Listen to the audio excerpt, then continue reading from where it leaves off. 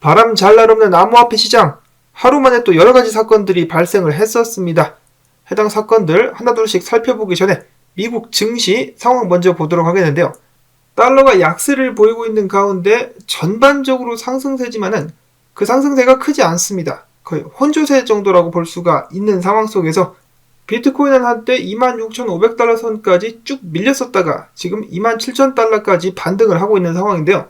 오늘 다시 한번 암호화폐 시장을 강타하는 소식이 나왔었습니다. 바로 SEC도 모자라서 이번에는 CFTC가 바이낸스와 CZ를 죽이겠다라면서 그들을 상대로 소송을 걸어버린 것입니다. CFTC는 시카고 연방법원에 거래 및 파생상품 규제 위반 혐의로 바이낸스와 짜오짱펑이를 고소했다. 바이낸스가 CFTC에 등록도 하지 않은 채 기관 투자자를 비롯한 미국 내 VIP 고객을 상대로 적극적인 모객 행위를 벌이고 거래소 내 컴플라이언스 프로그램을 제대로 운영하지 않았다. 그들은 자금 세탁 및 테러 자금 조달 방지 등 총 8가지의 규제를 위반했다.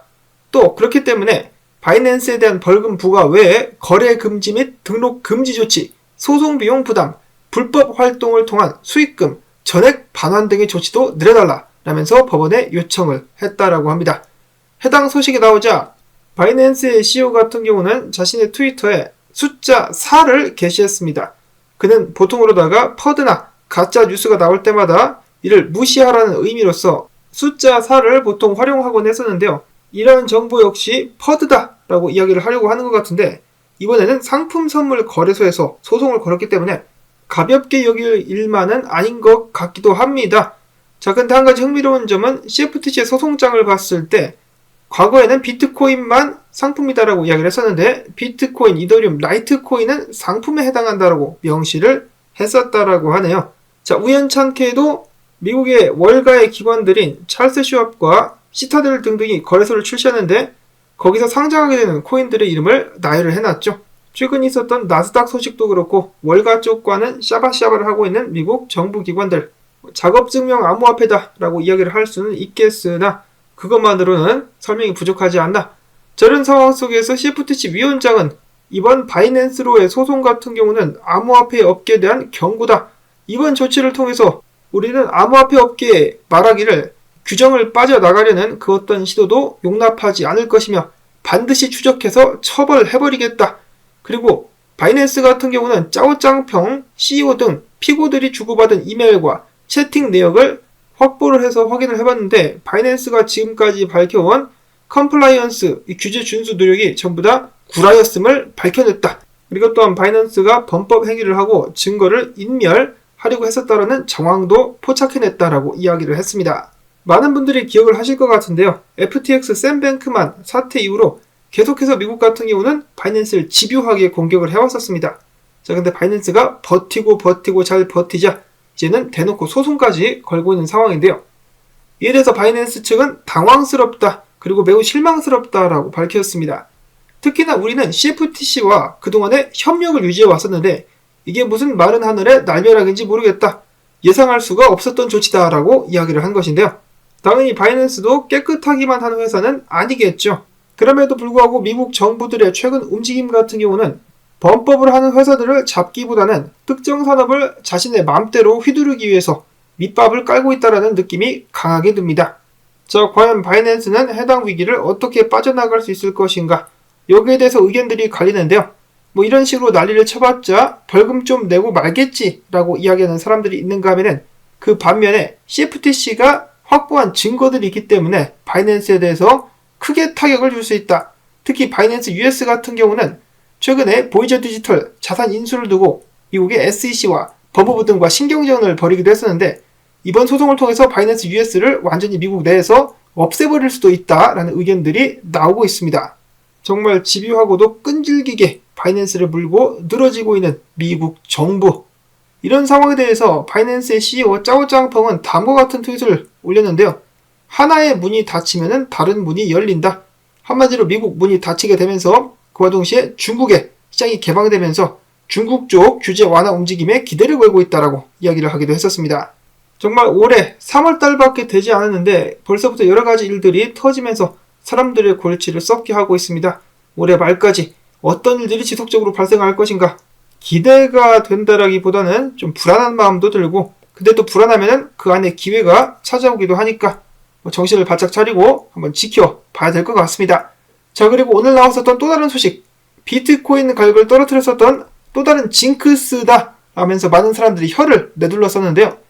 마이클 세일러의 마이크로스트레지가 이번에 비트코인 1억 5천만 달러치를 추매했다라고 밝혔습니다. 그들의 평단은 23,238달러, 비트코인 개수는 무려 6,455개의 비트코인을 매입을 했다라고 합니다. 이렇게 해가지고 마이크로스트레지 같은 경우는 총 13만 8,955개 비트코인을 보유하게 되었으며 평단은 좀 많이 낮아져가지고 2만 9,817달러라고 합니다. 마이크로스트레지가 비트코인 매입을 했다는 소식이 나올 때마다 비트코인 가격은 하락한다라는 징크스 계속해서 이어지고 있는 것 같습니다. 만약에 비트코인 가격이 정말 높게 올라가면서 비트코인이 전 세계에서 가장 중요한 자산 중에 한 가지가 된다면 마이크로스트레지 같은 경우는 정말 어마어마한 부자 기업이 될 수가 있겠죠. 자, 근데 미국 내에서 마이크로스트레지보다 비트코인을 더 많이 들고 있는 집단이라고 해야 될지가 있었으니 그들은 바로 미국 정부입니다. 미국 정부는 지금까지 여기저기 범죄단체로부터 비트코인을 쭉 압수를 해왔었는데요. 비트코인 20만 개 이상을 들고 있는 것으로 추정이 되고 있습니다. 마이크로스트레지보다 대략 6,600개 정도 더 많은 비트코인을 들고 있는데요.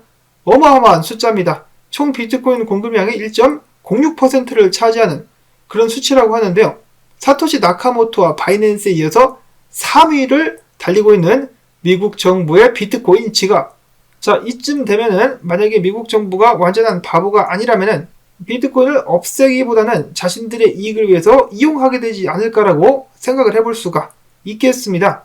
아마도 이러한 부분 때문에 SEC건 CFTC건 나와가지고 비트코인만큼은 증권이 아니다라는 것을 강조하는 것이 아닐까. 나중에 미국 정부가 비트코인을 활용하기 시작했을 때 그러한 활용에 대한 타당성을 부여하기 위한 물밑 작업이 아닌가라는 생각도 해보게 됩니다. 자, 그리고 만약에 미국 정부가 이번에 도건까지 미국으로 송환을 해가지고 도건을 탈탈 털게 된다면 더욱더 많은 비트코인을 보유할 수가 있게 되겠죠. 도건 같은 경우는 지금 밝혀진 것 외에도 더 많은 비트코인을 꽁쳐놓지 않았을까 생각을 한번 해보게 됩니다. 다음으로는 암호화폐 소식 이어가기 전에 잠깐 은행 및 금융업계 관련된 소식 보도록 하겠습니다.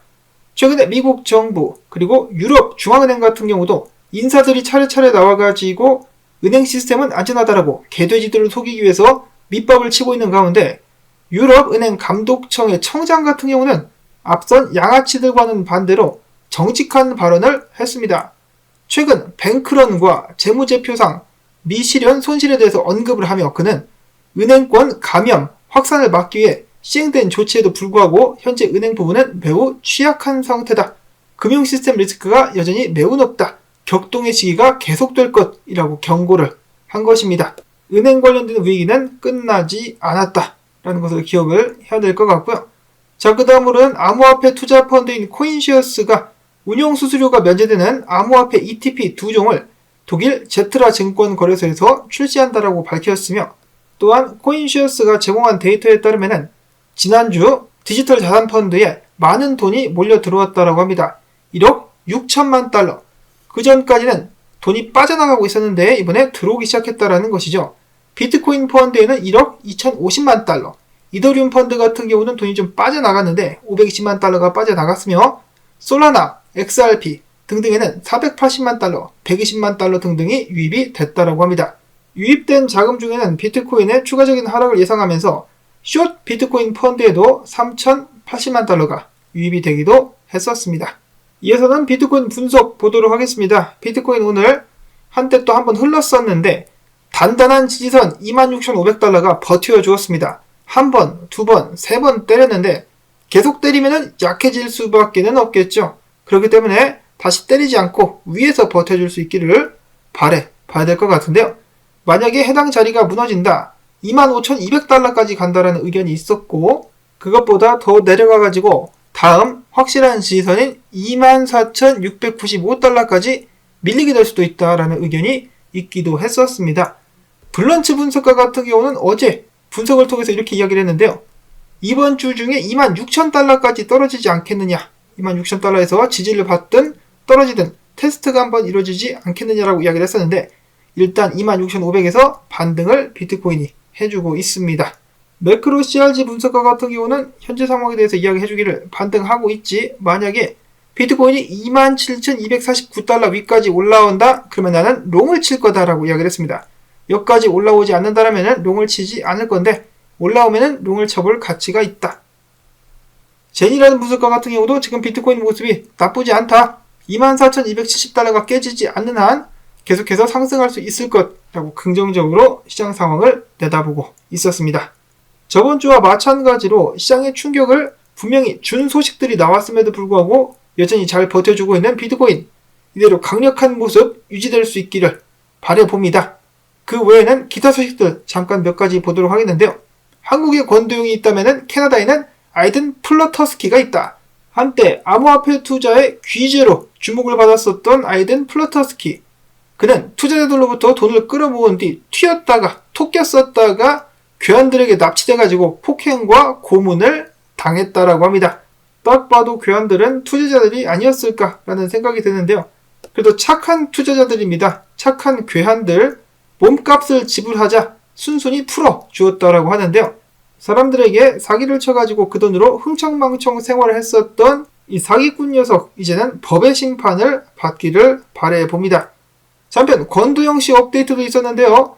권도영 씨가 왜 위조된 여권을 가지고 공항에서 깔짝깔짝 댔었는가? 바로 그 공항에 이집트 카이로에서 온 전세기가 권 씨를 기다리고 있었다라고 합니다. 이거 타고 날랐었으면 또 한동안 못 잡을 뻔했는데 몬테네그로가 잘 잡았죠. 권도영 씨를 잘 잡았습니다. 만약에 권도영 씨가 미국으로 송환이 된다, 미국에서 체포가 되면은 벌금만 최소 52조 원이 나오게 될 수도 있으며, 상황에 따라서 이 혐의에 따라서 징역도 어마어마하게 살 수도 있다라고 합니다. 그냥 평생 못 나오게 될 수가 있다라는 것이겠죠. 제 유튜브 채널도 그렇고 커뮤니티에 가면 가끔 그래도 한국 사람이니까 봐줘야 된다, 한국으로 데려와야 된다라는 의견들도 있긴 한데요. 대부분의 사람들은 그렇게 생각하지 않습니다. 한국으로 데려오게 되면은 한국의 이 솜방망이 처벌 유명하지 않습니까? 그거를 통해서 적당히 처벌도 제대로 받지 않고 빠져나올 수가 있다, 더 큰 벌을 받을 수 있는 곳으로 가기를 바란다라는 것이 주된 여론이라고 합니다. 근데 뭐 솔직히 미국 같은 경우도 백이 있으면은 얼마든지 잘 빠져나올 수 있죠. 샘 뱅크만이 보십시오. 지금도 자기 부모님 집에서 탱자탱자 놀고 있습니다. 만약에 권도영 씨도 한국에 오게 된다면 백과 연줄이 있기 때문에 쉽게 빠져나갈 수도 있겠다라는 생각이 들기도 하는데요. 검찰 같은 경우는 이번에 다시 한번 신영성 씨의 구속영장을 재청구했다라고 합니다. 과연 보여주기식에 그칠 것인가, 아니면 정말로 뭔가 한번 검찰이 한따까리 해볼 것인가 지켜보도록 하시면서, 그리고 권도루팡 씨는 과연 어느 나라로 송환되게 될 것인가 마찬가지로 주목해 주시기를 바라며, 또한 제 채널에 혹시 사기꾼이 시청을 하고 있다, 사기꾼이 있다라면은 이 사기꾼의 말로가 이런 것이다, 사기치지 마시고 정직하게 사시면 좋겠다 라는 말씀을 전하면서 오늘 영상 여기서 마무리를 짓도록 하겠습니다. 도움되셨다면 토마토밭 시청료로 도와주기, 광고 한 편만이라도 마지막까지 재생을 꼭꼭 부탁을 드리면서 저는 다음에 새로운 소식 가지고 인사를 드리도록 하겠습니다. 안녕히 계십시오.